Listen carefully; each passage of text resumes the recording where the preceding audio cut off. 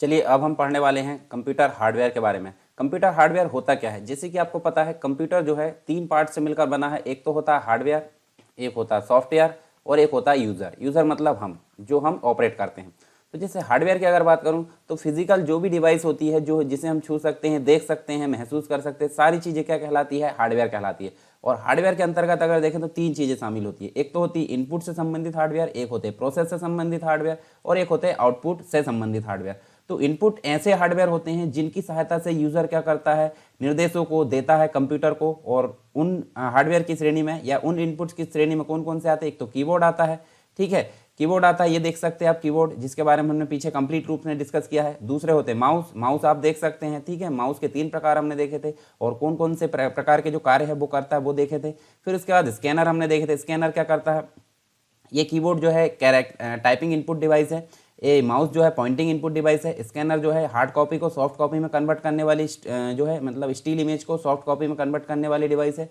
Microphone की अगर बात करें तो माइक्रोफोन आप देख सकते हैं, ये तो जॉयस्टिक है। माइक्रोफोन एक माइक होता है जिसकी सहायता से हम जो है साउंड को इनपुट कर सकते हैं कंप्यूटर में। उसके बाद जॉयस्टिक होता है। जॉयस्टिक मुख्य रूप से पॉइंटिंग इनपुट डिवाइस है, परंतु जो काम वीडियो गेम है और जो स्पेशल जो काम होते हैं वीडियो गेम या गेम खेलने कार से संबंधित जो गेम है बच्चों के लिए होते हैं, वो यहाँ पे जॉयस्टिक का प्रयोग यहाँ पे किया जाता है। किसके लिए? इनपुट डिवाइस के रूप में, ठीक है। तो ये तो हो गए आपके इनपुट डिवाइस से, इनपुट से संबंधित हार्डवेयर। अब दूसरे होते हैं प्रोसेस से संबंधित। प्रोसेस का मतलब जैसे ही यूजर के द्वारा इनपुट दिया जाएगा तो उसको जो कंप्यूटर है, कंप्यूटर के माध्यम से क्या किया जाएगा? प्रोसेस किया जाएगा। प्रोसेस में क्या क्या चीज़ें शामिल होती है? जैसे कि आप देखें सीपीयू, सीपीयू का मतलब होता है central processing unit. Central processing unit मतलब आप देख सकते हैं यहाँ पे जो कंप्यूटर है, कंप्यूटर क्या करेगा? जो भी इनपुट आया है उसको यहाँ पे प्रोसेस करने का काम करेगा। किसके माध्यम से? सीपीयू के माध्यम। सीपीयू में तीन पार्ट होते हैं, जैसे कि हम पीछे ब्लॉक डायग्राम पढ़े थे।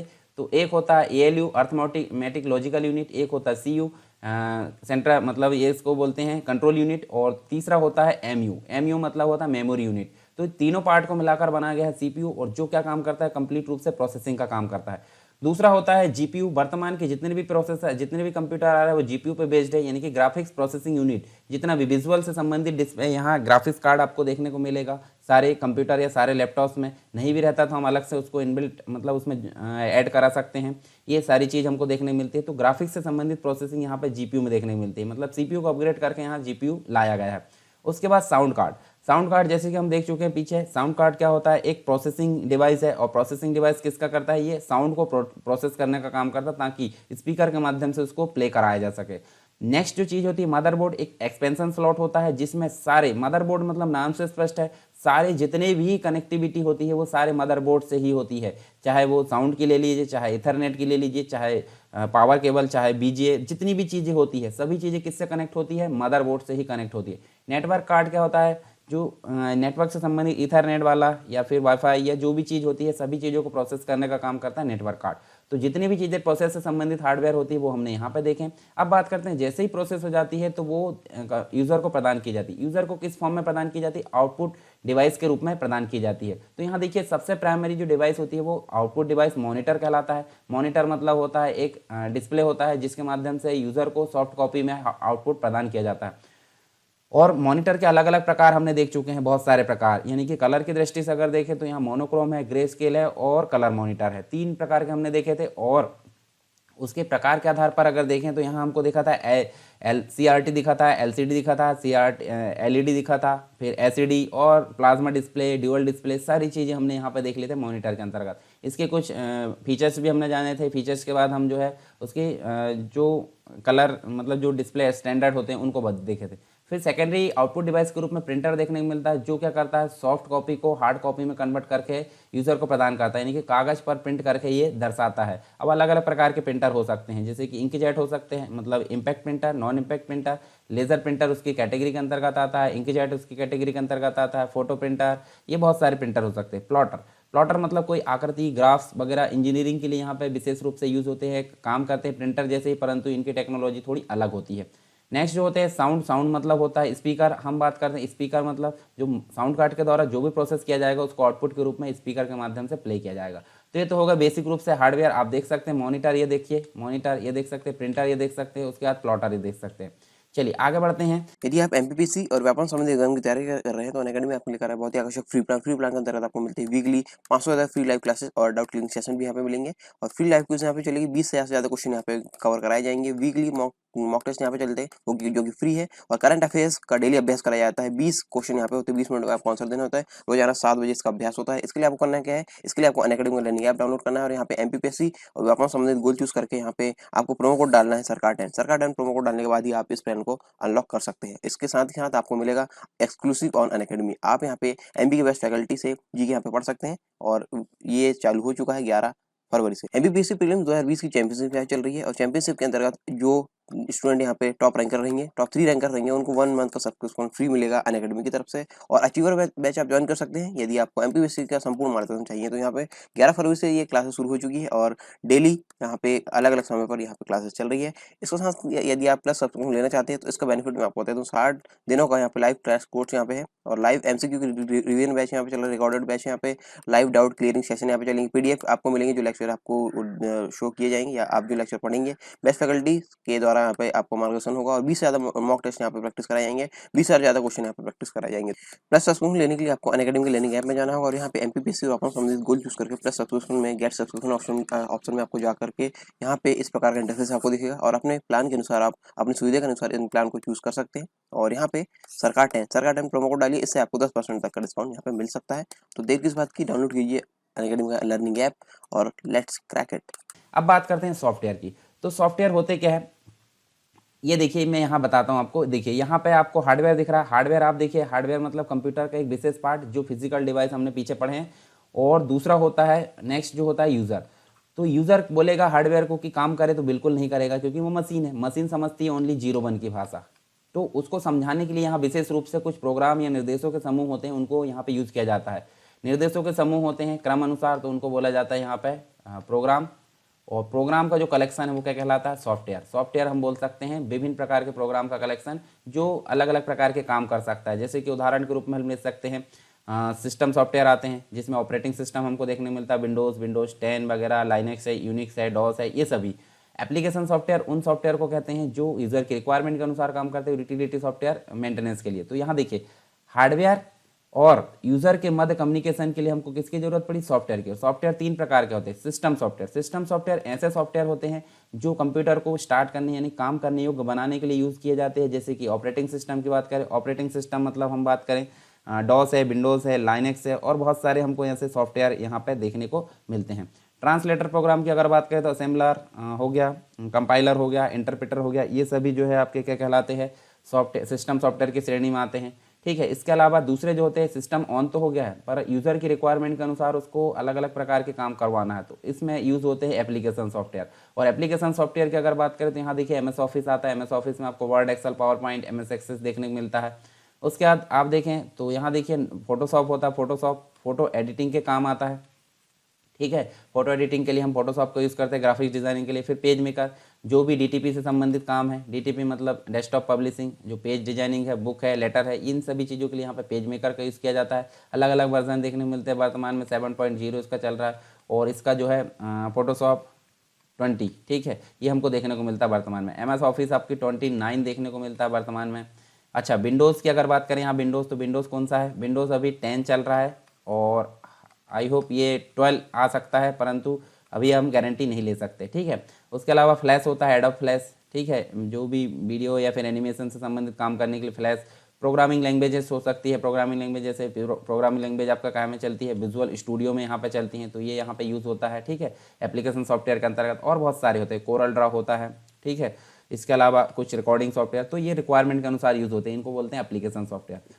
कभी कभी सिस्टम मेंटेनेंस की ज़रूरत पड़ती है। मेंटेनेंस मतलब बहुत समय तक काम कर लिया है तो वहाँ पे क्या होता है, वो या तो स्लो हो जाता है या कुछ टेम्परेरी फाइल उसमें बहुत सारी हो जाती है, तो यहाँ पे यूज़ होता है क्या, सिस्टम टूल्स। सिस्टम टूल्स मतलब जो कंप्यूटर उसके मेंटेनेंस के लिए, जैसे आप देखें तो डिस्क डीफ्रेगमेंटर हमको यहाँ पे देखने को मिलता है सिस्टम टूल्स के अंतर्गत, या फिर हम बोले तो डिस्क क्लीनअप हमको देखने को मिलता है जो टेम्परेरी फाइल को डिलीट करता है। ठीक है, तो ये सिस्टम टूल के श्रेणी में आते हैं। दूसरी चीज़ एक और होते हैं एंटीवायरस। जो वायरस होता है, वायरस से ग्रसित हो जाते हैं कंप्यूटर, तो उसको रिमूव करने के लिए यहाँ पे एंटीवायरस की जरूरत पड़ती है।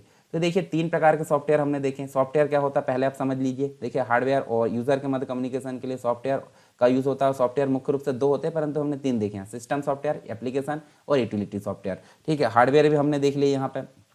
हार्डवेयर भी तीन प्रकार के होते हैं, इनपुट होते हैं, प्रोसेस होते हैं और आउटपुट होते हैं। तो दोनों चीज़ आपको यहाँ पे क्लियर हुई होगी।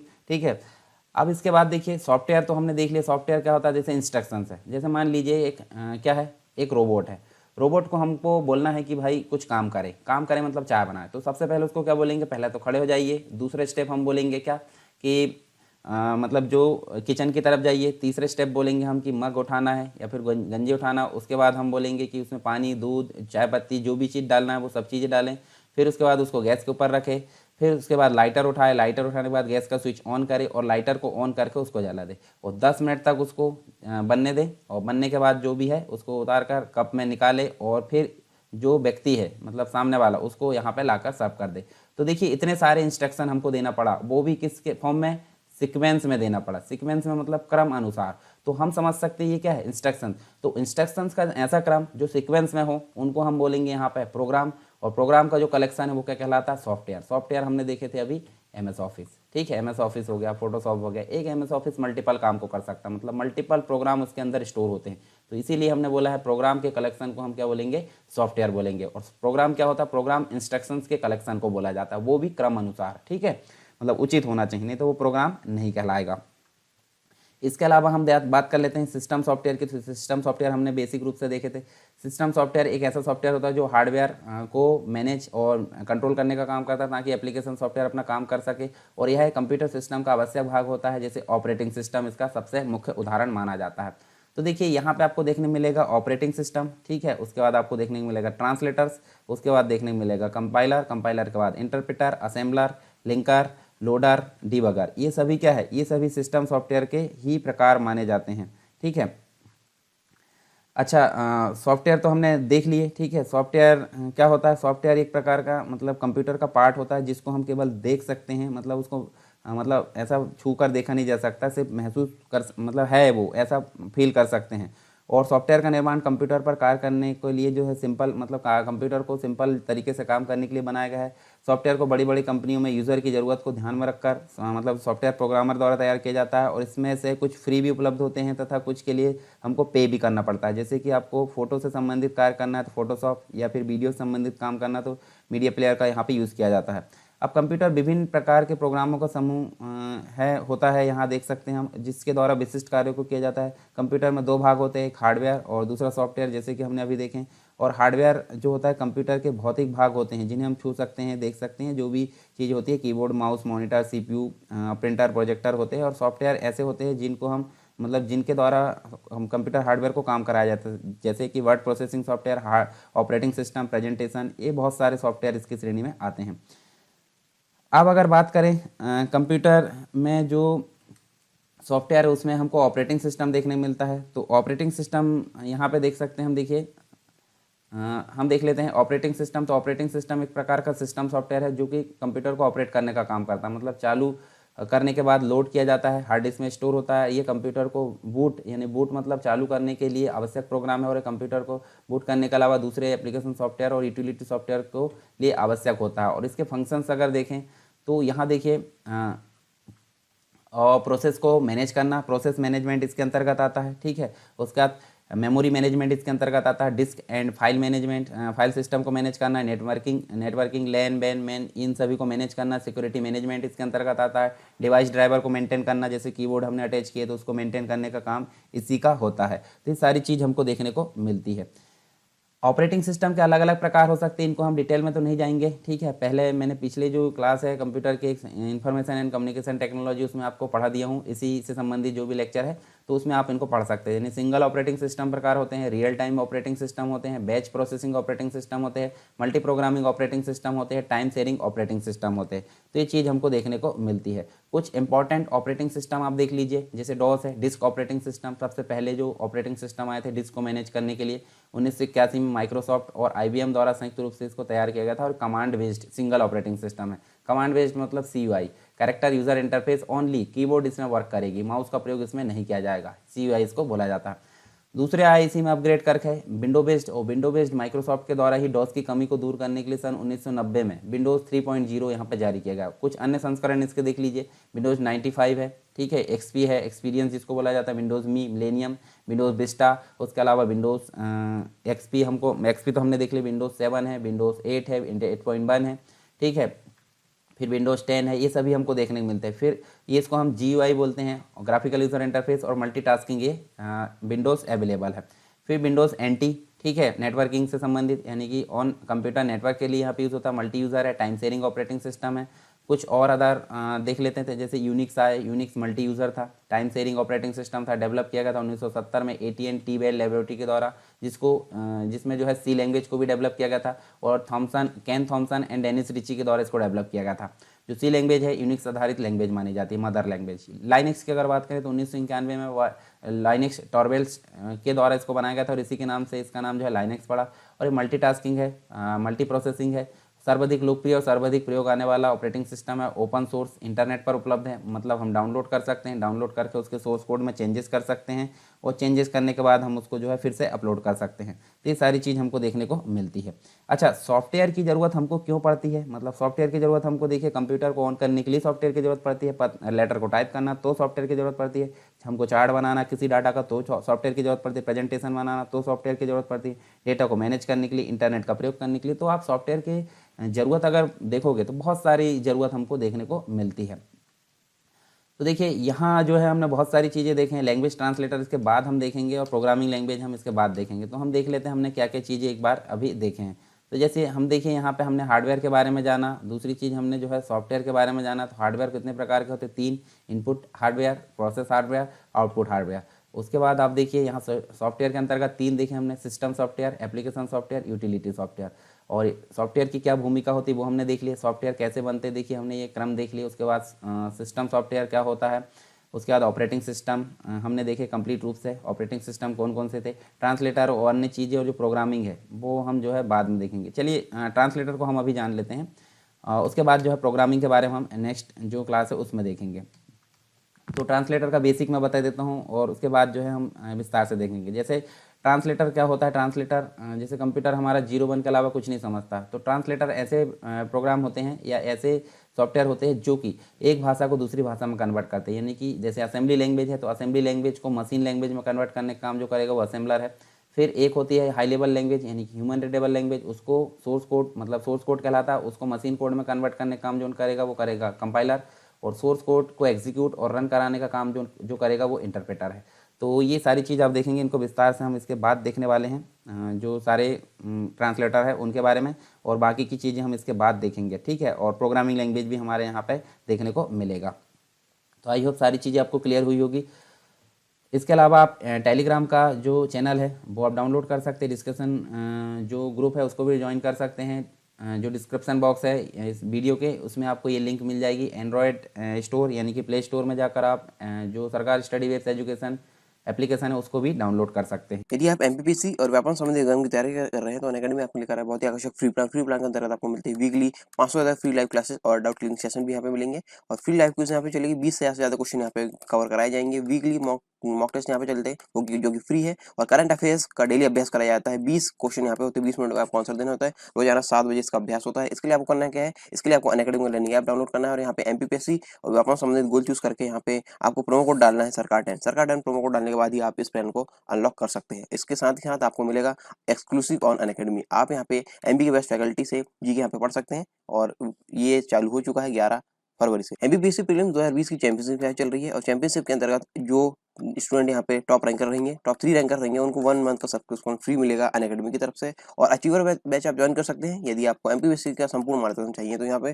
11 फरवरी से ये क्लासेस शुरू हो चुकी है, और डेली यहाँ पे अलग अलग समय पर यहाँ पे क्लासेस चल रही है।